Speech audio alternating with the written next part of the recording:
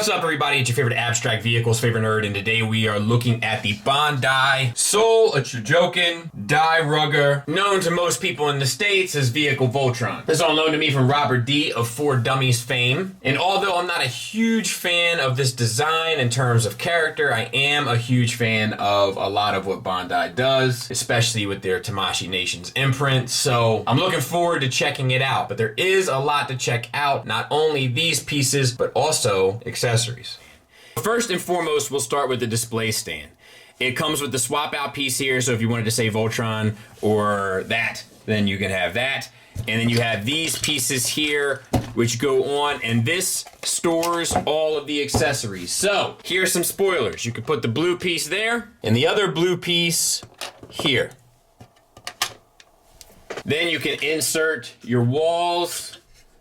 So we'll do this and this, and then in the back, same thing. Underneath, you can store all your hands.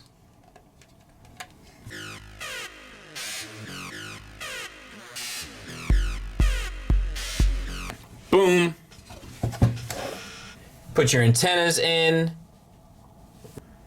We put this back and we'll put in this piece. This is one of the antennas. Robert's missing the other one. We'll talk about that in a minute, but we're gonna fix that. And then Sward, spear. Your propellers get tabbed on to these side pieces on both sides. And then you do the exact same thing for the blue ones. Once again, start with the Benz, the Mercedes-Benz one, and then the straight one goes over top on both sides. Then we'll turn it around and we can put this weapon on these clips, 1 and 2, and I'm not exactly sure, oh, this goes here. I'm not exactly sure why this piece comes apart, but we'll talk about that here in a second as well. And then this can go in there, and then you have a fully encompassing stand for the weapons, much like the Go Line did, and it is beautiful. It's really well done. I love when they do stuff like this where it's all inclusive. You can kind of have everything in one place, so if you want to swap anything out, you can just go through it right there. You don't have to put it in a box and get it out and go through the pieces and all that. It's really, really, really well done. There are 3 blue little transparent pieces that come in the same area that the vehicles do in the packaging. They go with this. I'm not really sure how they work. They call them the joint spin cutter. I haven't had a need for them at any point during this review, so I just can't comment on it for sure. But this is great. You get 4 additional helicopter blades, right? The propellers. And they're all kind of coated in this chrome, which looks good, and they're sculpted well enough. You can swap them out with your standard issued ones so that they look a little bit larger and more imposing. It also comes with hand options, and I don't know if you can see that, but it has a little peg there which operates the same way as the peg on the helicopters, so that you can kind of maneuver this in and then tab it in. And it says there's all sorts of warnings about it being delicate and stuff, but there it is. And that's it for me from this, because I don't want to break this. While we're on the topic of hands, we might as well discuss the ones he comes with. 2 fist hands left and right, 2 helicopter holding hands, or helicopter propeller holding hands left and right, 2 weapon holding hands left and right, and 2 posing hands left and right. They're beautifully painted from pretty much top to bottom with the red, and then even the little kind of knuckle accents in there. Let me get that to focus. I don't know why my camera's struggling today, but yeah, beautifully decoed. This whole set is beautifully decoed, to be fair. Comes with 3 antennas, and they're once again decked out in this chrome coating, which looks great. As you can see, there's only 2 here because Robert D opened up the package and all the pieces went everywhere, and as a result, he has lost one. But we are going to fix that today, and I'll show you more on that later. The 2 smaller ones are identical, and they're supposed to go into that spot there. And then you have the second one. The larger one will go into this hole there, and make sure this is supposed to be there towards the back, the kind of radar thing. And if you pull it up now, it'll raise up this red piece, which I think is appropriate.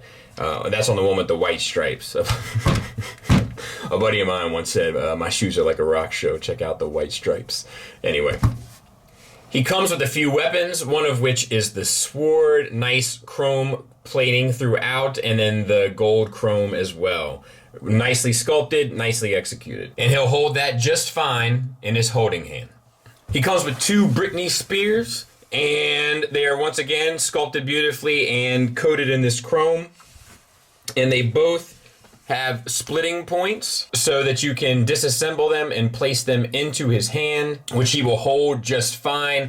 Once you get it into position, just push it against the fingers, so to speak, and it will hold with tension. He also has this thing. It has a wire through this kind of rope-looking fabric here, so it will kind of pose and stuff, which is pretty cool.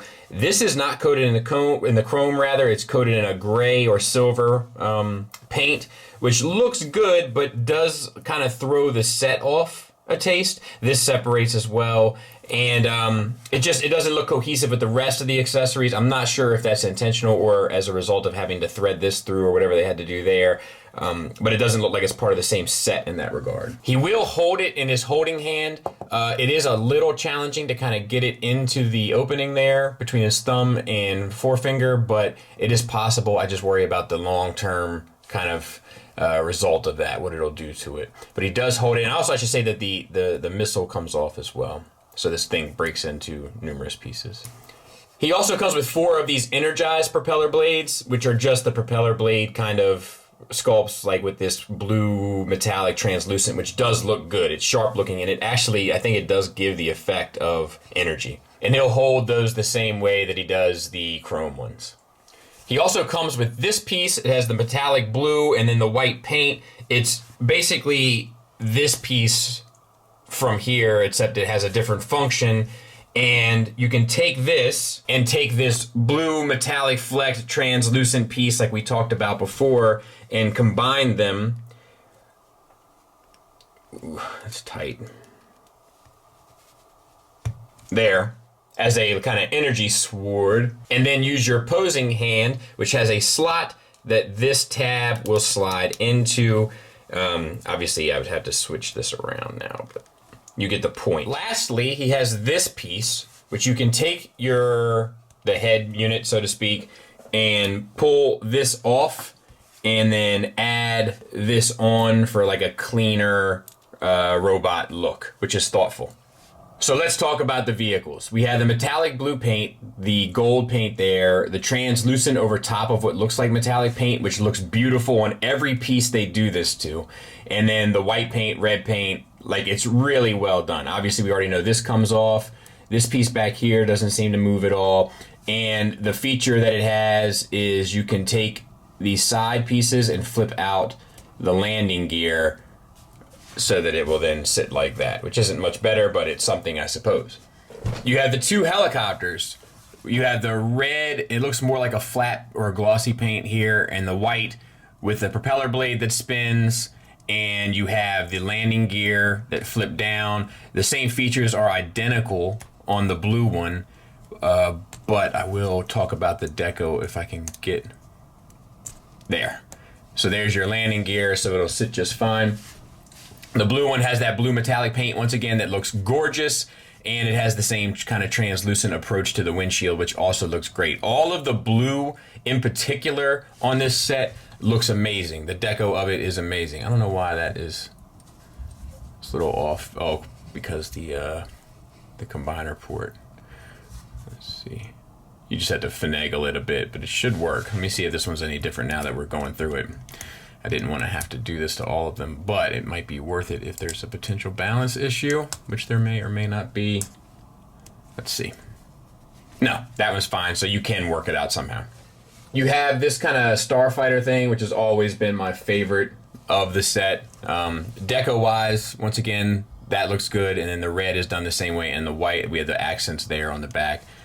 No stone left unturned, really, in regard to paint. You do have the landing gear feature once again, and no problem. You have this piece, once again, the metallic blue looks amazing. The white is sharp. The windshield looks great per usual. You have the tracks. They do have a rubber track on there, so that's a nice little touch. Feature-wise, you have these side pieces that flip out for like the little missile pods, I guess, or whatever they are. And oh, and this whole piece here slides up. They advise you to be careful with this piece, and I can see why, but that's I mean, good enough, I guess. In the collapse mode, you can take this, turn the tracks to the front, make sure that all your pieces are collapsed, like I said. Take your two helicopters with the smaller propellers attached, plug them into the sides, then take this piece, plug that into the front. Then take your jet, open this piece here, and this piece, you know. And once they're opened, you want to clip them around your kind of center white console piece. That makes me very uncomfortable. There. And then you have this, which is a thing. So there it is, you have it. You have this piece here, and the feature on this one is that this comes out, but it's eating me up at the moment. There we go. And then the antenna will flip up as well. Pretty sharp looking, looks very nautical. And that's pretty much it for this. We'll talk about the Deco, same brilliant metallic blue, the chrome fans on the front, the silver paint on the back. The windshield is painted the same way that we've kind of talked about. It's decoed beautifully, this whole thing. Plastic tracks on this one. You have these two pieces. There's no features per se, but there is something to sort on them. You have the metallic blue, the red, the same sort of deco we've kind of talked about the entire time, along with the windshield approach. So if you pull these, like the noses of them out, so to speak, then you can flip in the die-cast joints. This one's a little tighter, so I might have to finagle this one a bit, but it should go like this. Then you have these two, and their gimmicks are kind of that you can put the antennas in and then raise those pieces up or what have you. Decoed beautifully, once again, with the metallic blue. They do have the rubber tracks, and everything else is kind of painted and sculpted well enough. And they're very heavy. A lot of die cast on these pieces. So then you can take these two pieces, make sure that the connection point is out, and this is supposed to still be extended. I can't get it. I even tried to loosen the screws here. I can't get it out, so to speak. This one, same thing, keep that extended, but you want to flip out the connector, and they're ready to go. To prepare these, flip this white piece up on the base hinge. There's a hinge inside the metallic blue piece. You can adjust this to kind of get a better grip, to sort of get leverage to move it around, and then take this and collapse it against the front, flip the whole thing so that the chrome piece is now facing upward, and then press on this side to expose that missile pod. Same for this one, except you want the missile pod to go the other way, so just make sure it's facing the other way. Once again, flip up your white flap here, get a grip on the base connection hinge, and then flip that forward, flip the whole thing in. Then you take this piece and sandwich it between the two. And to release these, there's a button right here which will allow you to release them, but that's the second kind of combined vehicle, except this nose cone here should be extended.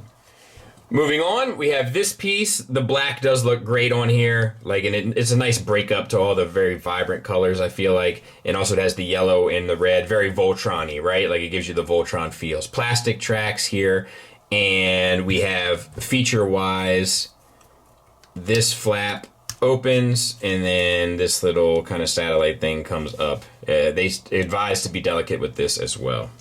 You have these two hand things, and once again, decoed nicely.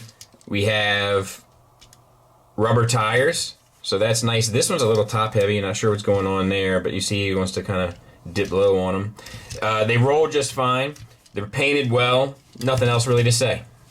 You have the two Jeep looking things, and these are really, like, the windshields really are sharp. Like, this is not a light effect that you're seeing here. Like, this is the way it looks. It's beautiful. Painted well. The yellow is done fantastic, which, yellow's a tricky color to get right, but they do it.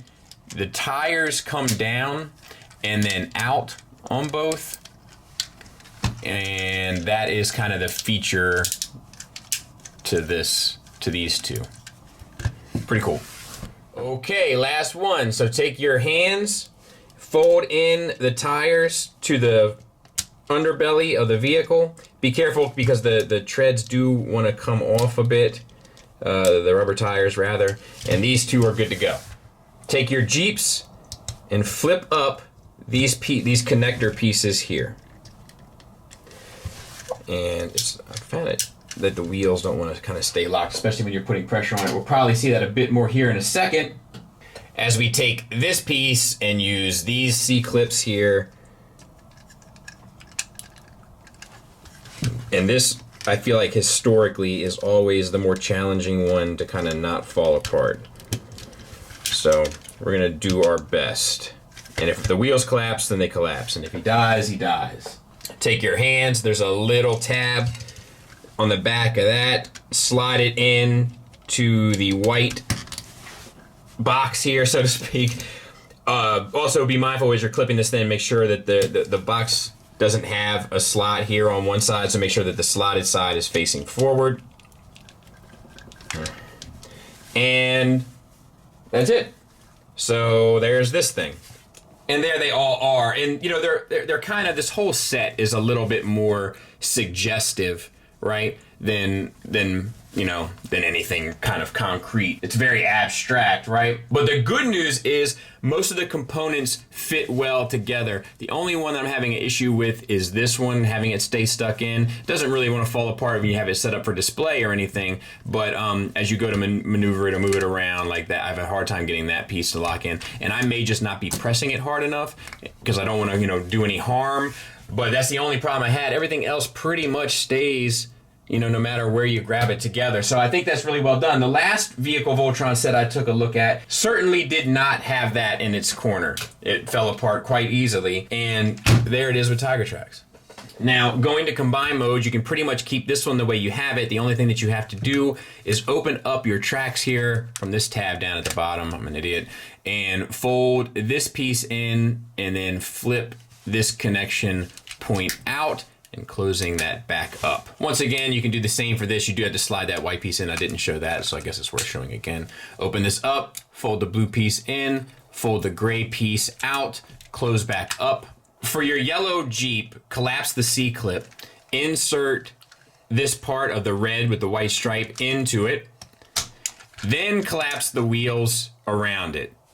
Don't do the wheels first. It makes it more difficult to get this piece in, so to speak. Same for the black Jeep. Collapse the C-clip, insert the leg, collapse the wheels around it. With the nose cone collapsed, insert them to the same connection point that you had them for the combined vehicle mode. For the more standard Voltron colored piece, flip down these doors, slide them in. These are the non-slotted ones.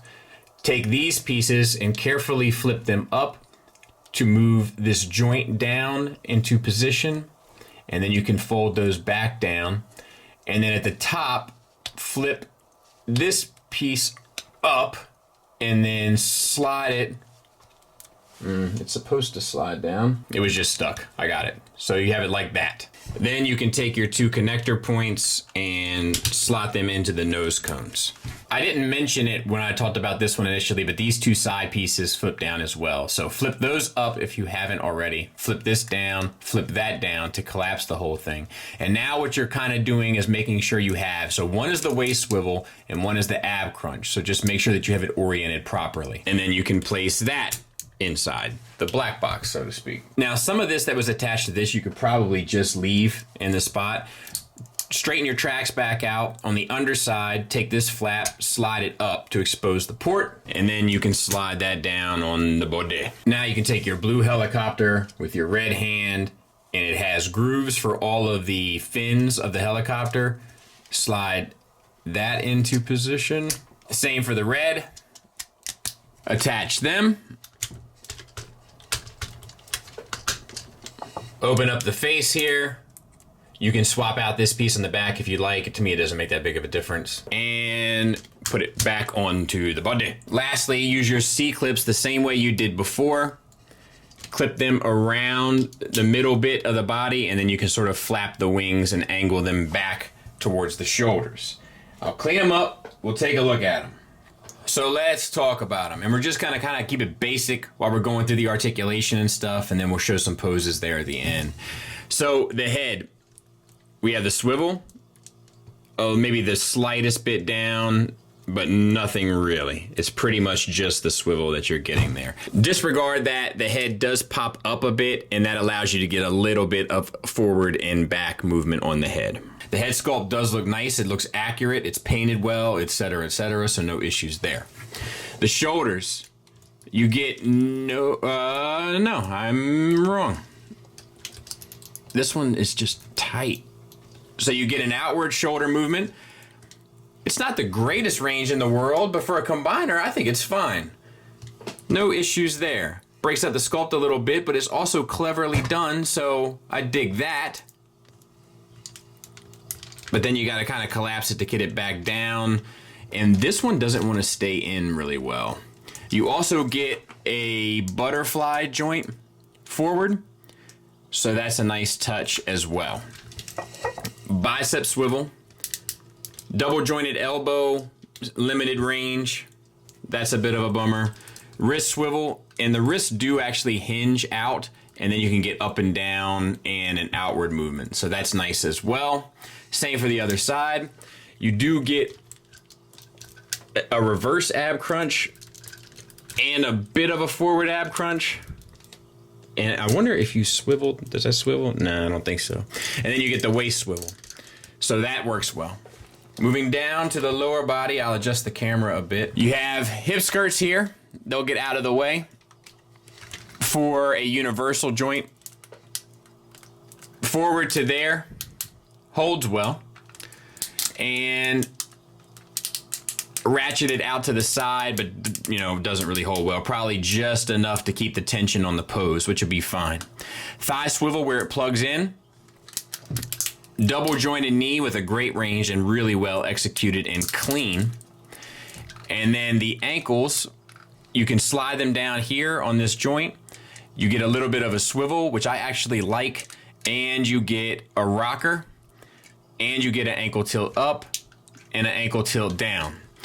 So, I think that the common, sort of consensus is that the shoulders are the weak point, and I would agree. However, hearing the horror stories about them, I'm actually not, I'm not upset about it. And then these fingers do articulate a bit here too. They open up a taste, but it's goofy, but it's fine. At least it's there. It's smart that it's there. So yeah, I think it's pretty well done. There it is from the back, clean as a whistle, Mac. Good grief.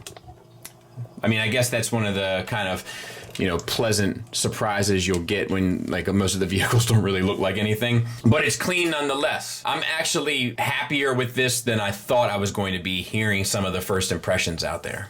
Size comparison wise, there he is with the Solar Chogokin Voltron or Go Lion, depending on where you grew up. But I think they look good together. However, I do feel like the Vehicle Voltron looks proportionately smaller a bit. At the same time, I think the proportions might work a bit better on the Vehicle Voltron. Interestingly enough, seeing them together still doesn't do anything for me, but if I was being objective, I'd have to say that I always have some issues with some of the stuff on the Bandai Voltron one, the Go Lion one, but I'll keep them to myself. I'm still pretty pleased with the piece overall. But yeah, I think they look good next to each other. I think they'll do the trick, and they'll both fit in a DTOF kind of nicely if that's your thing, which is sort of an added bonus.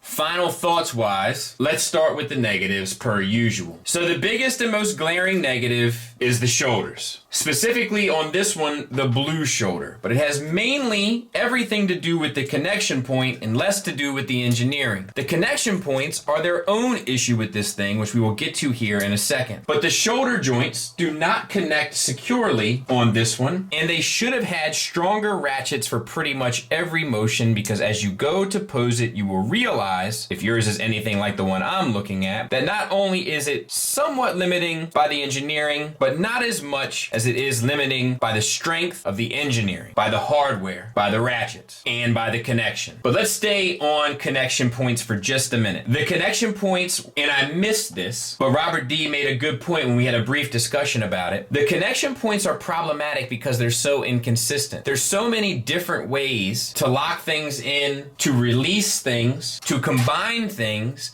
and to separate things that it lacks a total cohesive and consistent nature in regard to the intuitive handling of the product. That's not an inherent problem with the product, just more of an experience problem with the product as you experience it for yourself. For instance, let me give you a couple examples of how the connection points are problematic. This has a button, this doesn't. I've taken the hip skirt off here to show you that in order to release this, you have to bring the leg pretty much all the way out to the side and then pull as hard as you can. This is not mentioned in the instructions.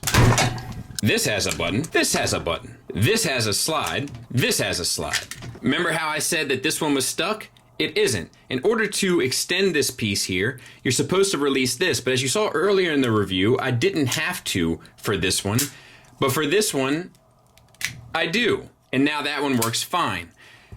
Most people probably won't stick around to the final thoughts and they'll have already made their comments, but that's because there's an inconsistent, intuitive nature to the thing, and even though they have a defined way to do it, one worked and one didn't, without utilizing the feature. Lastly, there's some articulation limitations, namely in the elbow, which could have definitely had a wider range had they put a little bit more into it. And obviously there is a bit of a shoulder limitation as well, but I think that's actually more forgiving, ironic. Positives wise though, the sculpt is beautiful. It's painted magnificently. Some of the best paint I've seen on a Bandai figure ever, and that is saying something. Even in the goofy vehicle modes, it presents well. With the exception of the few things that we talked about, most of the articulation works really well. It's clean as a whistle. The materials are fantastic, with the exception of some of the choices for the hardware, and it has a good presence. What I find most impressive about this thing though, El Total, is how much of the engineering is hidden. And I don't mean just the engineering for articulation, say how the ankle joints, neck joints, wrist joints are all hidden within the robot, but also how, as you go to manipulate the figure, the sculpt is kept consistent by engineering the aesthetics into the joints. The most obvious example of this are the knees. So there's still the Bandai care, thought, and progression here. There's just a couple bumps along the road. Overall, for me, if you do like this representation of this character, I think that you will be happy. So it is a recommend. Just know it's not perfect, but whatever is. Real quick before we get out of here, let me show you how I'm going to help Robert replace his antenna. A while back, and against my wishes,